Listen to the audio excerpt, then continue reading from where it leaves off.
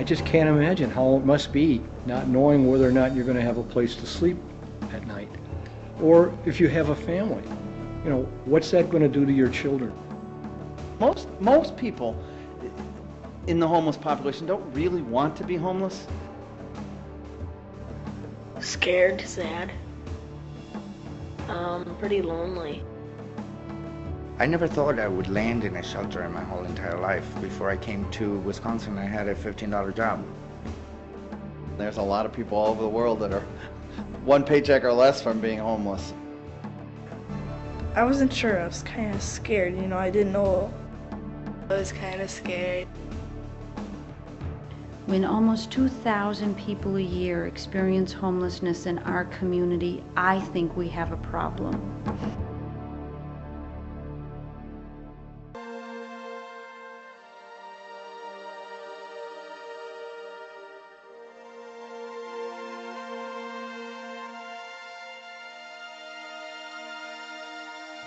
Father Orville Jansen was still the figurehead of the board when I first came on, which was shortly after it got started. And he was the heart and soul and the inspiration of it. And this never would have gotten off the ground without him.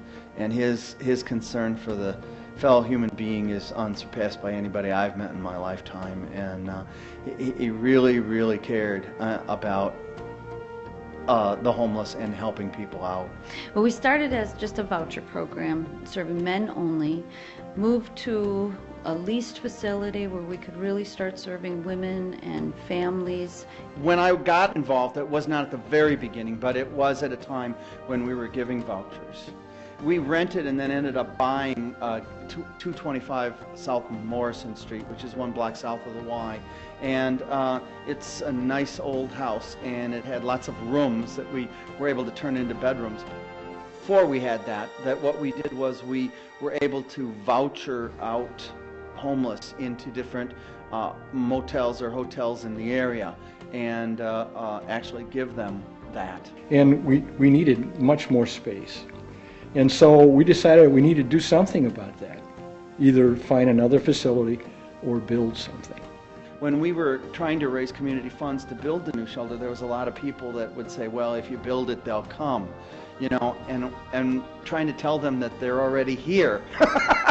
That homeless is a problem. It is something that we've been doing. And quite frankly, because of our voucher system and our meager shelter just near the YMCA, we had a situation where, I think we probably contributed to the impression that homeless wasn't as big a problem, but it was, and it still is.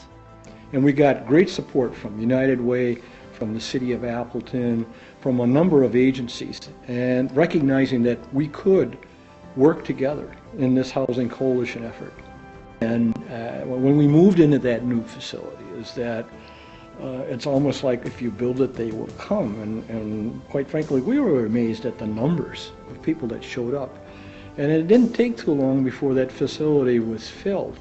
Today, in addition to physical shelter, we're really providing a whole range of services to help homeless families and homeless individuals move to more self-sufficient existence in our community, to really give them the tools, help them build their own capacity to be productive citizens.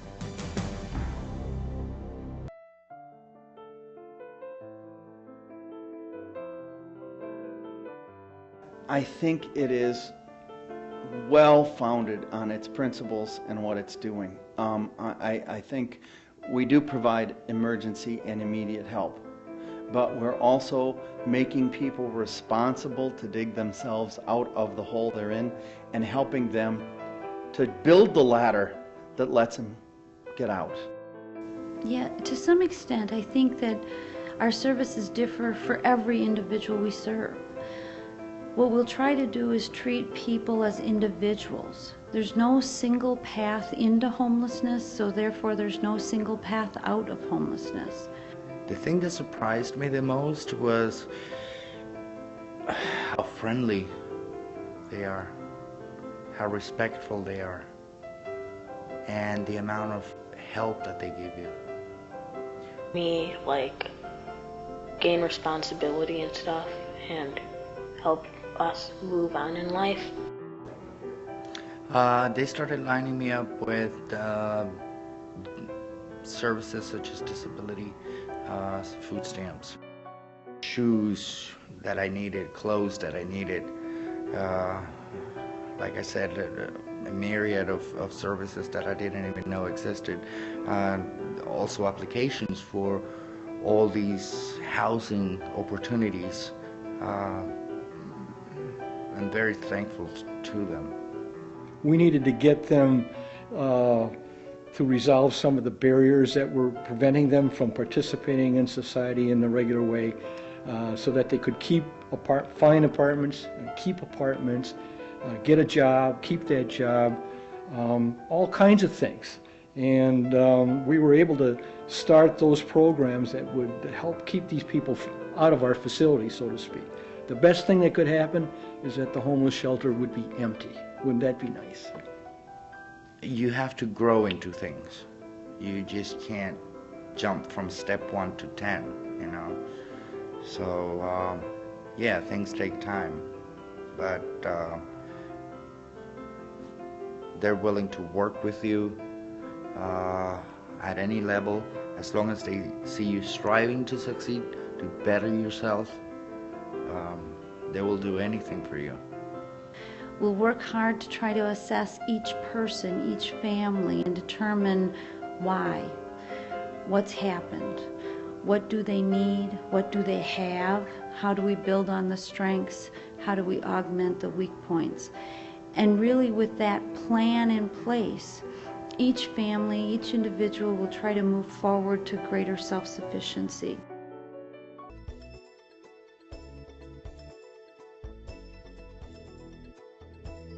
I think that I really would like the community to realize that while I hope they look at College Avenue as a wonderful place and not a lot of homeless living on the streets and in the bridges like other cities I've seen, it's in part because the emergency shelter does that, and we will need the continued support of the community to do that.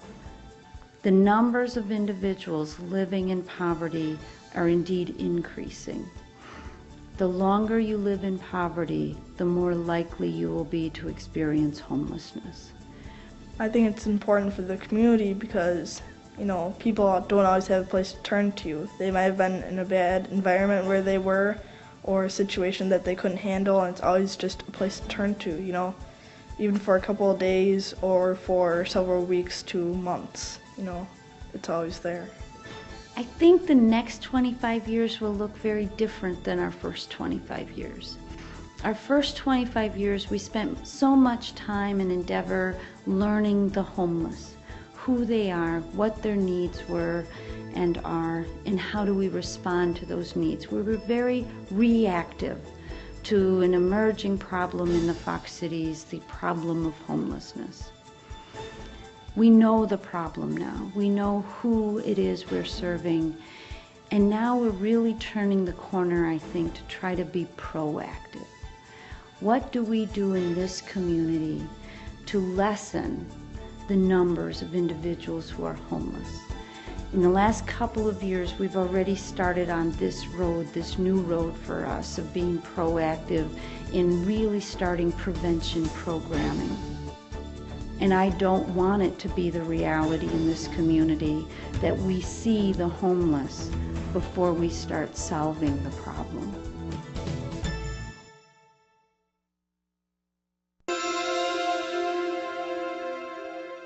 A year from now, I hope to be in my own apartment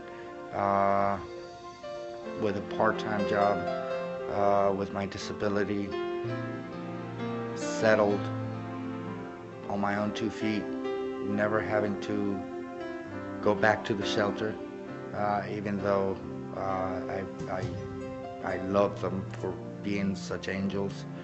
But the idea is to get you out of the shelter on your own 2 feet.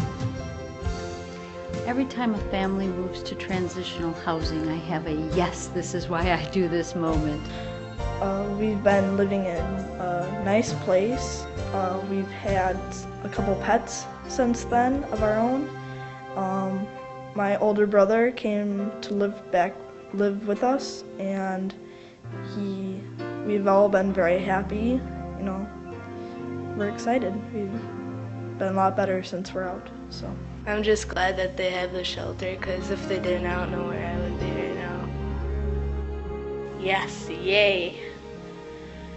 We finally got a home.